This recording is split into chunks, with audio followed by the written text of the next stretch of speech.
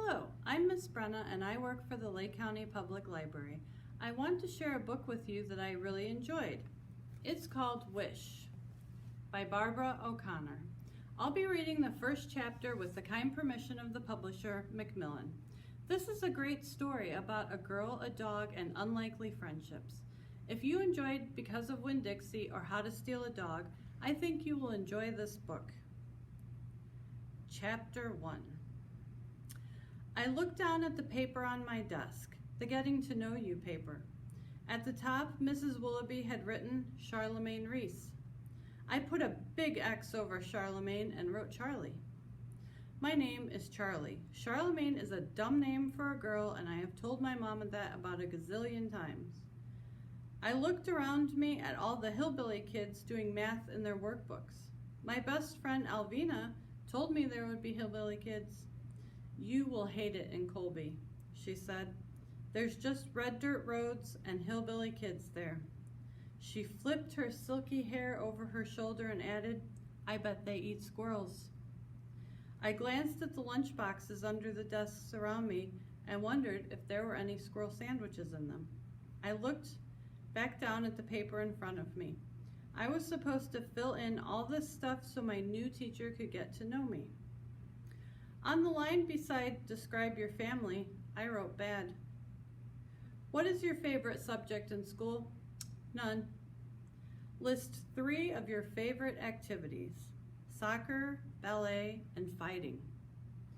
2 of those favorite activities were lies, but one of them was the truth. I am fond of fighting. My sister Jackie inherited Daddy's inky black hair, and I inherited his fiery red temper. If I had a nickel for every time I've heard the apple don't fall far from the tree, I'd be rich. Daddy fights so much that everybody calls him Scrappy. In fact, at this very minute, while I'm stuck here in Colby, North Carolina, surrounded by hillbilly kids, old Scrappy is back in Raleigh in the county jail just because of his fondness for fighting. And I don't need a crystal ball to know that at this very minute in our house in Raleigh, smack dab in the middle of the day, Mama is in bed with the curtains drawn and empty soda cans on the nightstand. She will stay in that bed the livelong day. If I was there, she wouldn't care one little bit if I went to school or stayed on the couch watching TV and eating cookies for lunch. But that's just the tip of the iceberg, that social services lady said when she rattled off a list of reasons why I was getting shipped off to this sorry excuse of a town to live with 2 people I didn't even know. It's better to stay with kin, she told me. Gus and Bertha are kin. What kind of kin? I asked. She explained how Bertha is Mama's sister and Gus is her husband. She said they didn't have any kids and they were happy to take me in. Then how come Jackie gets to stay with Carol Lee? I asked about 1,000,000 times. Carol Lee is Jackie's best friend. She lives in a fancy brick house with a swimming pool, and her mama gets out of bed every morning and her daddy is not called Scrappy. So that lady told me again how Jackie was practically a grown-up and would be graduating from high school in a couple of months. When I pointed out that I was in 5th grade and not exactly a baby, she sighed and smiled a fake smile and said, Charlie, you have to live with Gus and Bertha for a while. I'd never laid eyes on those people, and now I was supposed to live with them?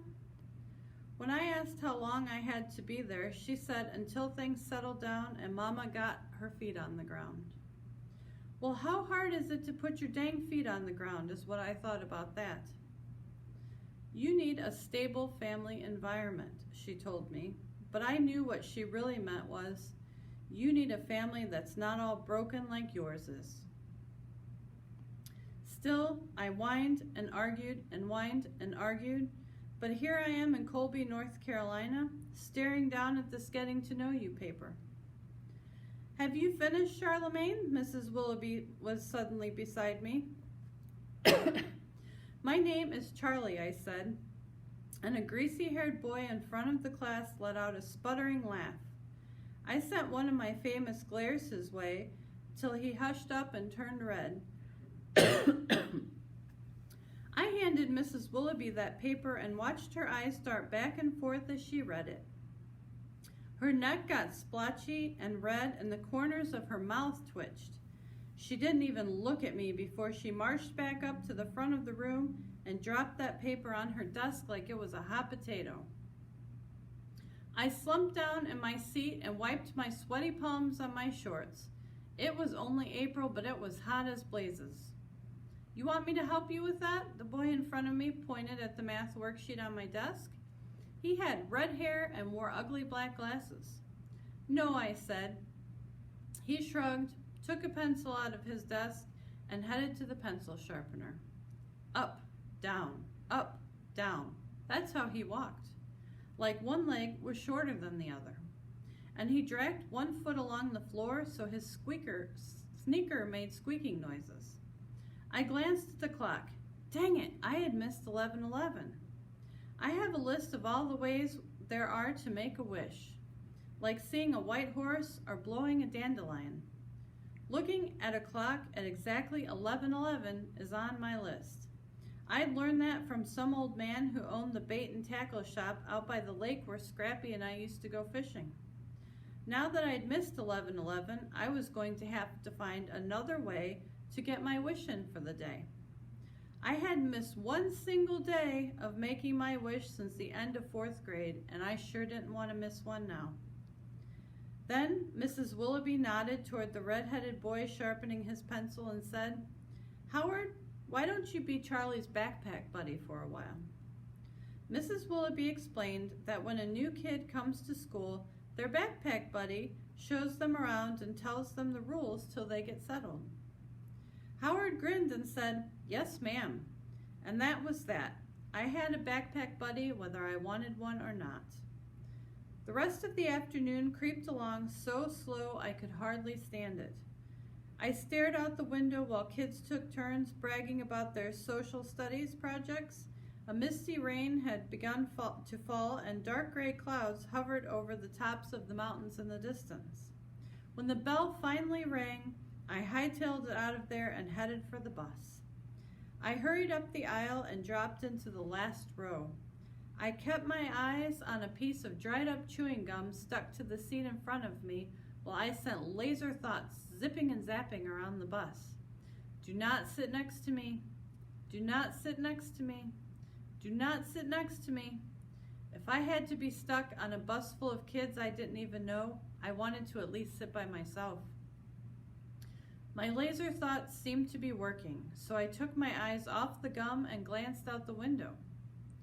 That red-headed boy with the up-down walk was hurrying towards the bus, his backpack bouncing against him with every step.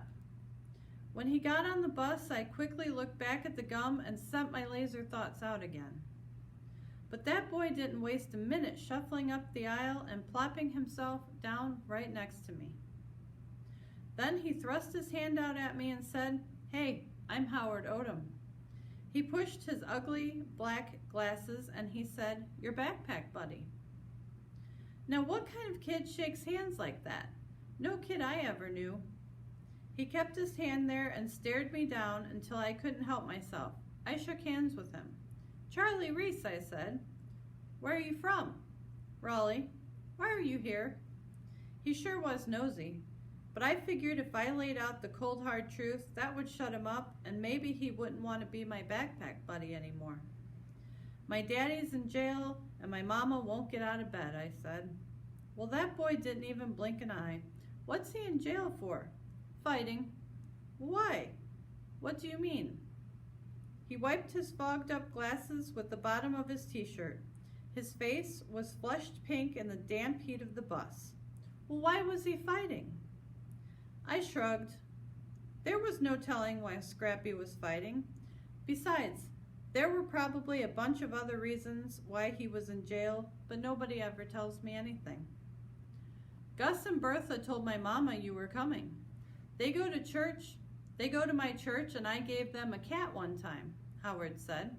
A scrawny gray cat that was living up under my porch. Then he went on and on about how Gus taught him how to make a slingshot and how sometimes Bertha sells bread and butter pickles by the side of the road in the summer. How his mama drove her car right into the ditch beside Gus and Bertha's driveway one time, and Gus pulled it out with a tractor, and then they all ate barbecue sandwiches in the front yard. You'll like living with them, he said. I'm not living with them, I told him. I'm going back to Raleigh. Oh, he looked down at his freckly hands in his lap. When? When my mama gets her feet on the ground. Well, how long does that take? I shrugged. Not long. But the knot in my stomach told me that was a lie. The worry clutching at my heart told me my mama might never get her feet on the ground. As the bus pulled out of the parking lot and headed toward town, Howard rattled off a list of school bus rules. No saving seats, no gum, no writing on the backs of seats, no cussing. A whole mess of rules that I was pretty sure nobody paid any mind to except Howard. I looked out the window at the sorry sights of Colby. A gas station, a trailer park, a laundromat. Wasn't much of a town if you ask me. No malls or movie theaters, not even a Chinese restaurant. Before long, the bus was making its way up the mountain. The rain had stopped, and wavy plumes of steam drifted up off the asphalt. The narrow road curved back and forth and round and round. Every now and then the bus stopped to let some kid off at a pitiful-looking house with a red dirt yard. We were almost to Gus and Bertha's when the bus stopped and Howard said, "See ya." Another younger-looking red-headed boy got off with him. I watched them make their way across the weed-filled yard to their house. Bikes and skateboards and footballs and sneakers were scattered from the front door to the road. A garden hose snaked from a dripping faucet to a hole in the yard, and a small, dirty-faced boy was dropping rocks into the hole, sending up splashes of muddy water.